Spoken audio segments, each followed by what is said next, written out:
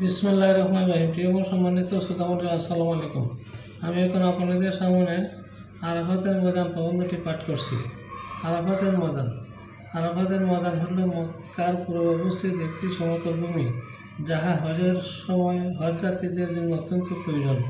হজের একটি ফরজ হইল যে হজ মাসের 9 তারিখে এখানে অবস্থান করা। হজযাত্রীরা খুতবা শুনেন এই ময়দানে অবস্থানকালে এবং জোহর ও আসরের নামাজ একসাথে আদায় করেন।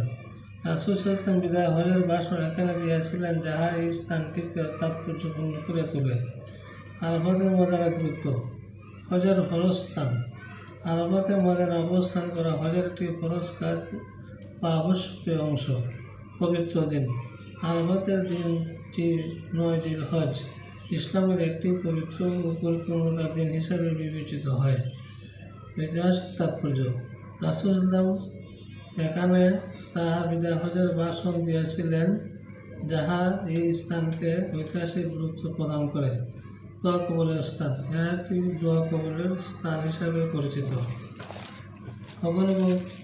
কেন এখানে যেতে হয়? হজের সময়, বিশেষ করে জিলহজ মাসের 9 তারিখে হজযাত্রীরা মক্কা হইতে মিনায় আসার পর আরাফাতের ময়দানে উপস্থিত হইতে হয়। দুপুরেতে সূর্যাস্ত মতো এখানে তাহারা অবস্থান করেন। আরাফাতের ময়দান কে এবং কোথায়? ইহা মক্কা নগরী হইতে প্রায় 20 কিলোমিটার দক্ষিণ পূর্বে অবস্থিত একটি সমতল স্থান।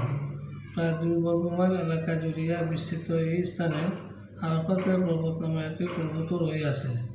আরাফাতের দিন এমন এক ঐতিহাসিক দিন, যেদিন হযরত আদম ইসলাম ও হাওয়া ইসলাম আরাফাতের ময়দানে পুনর্মিলিত হইয়াছিলেন।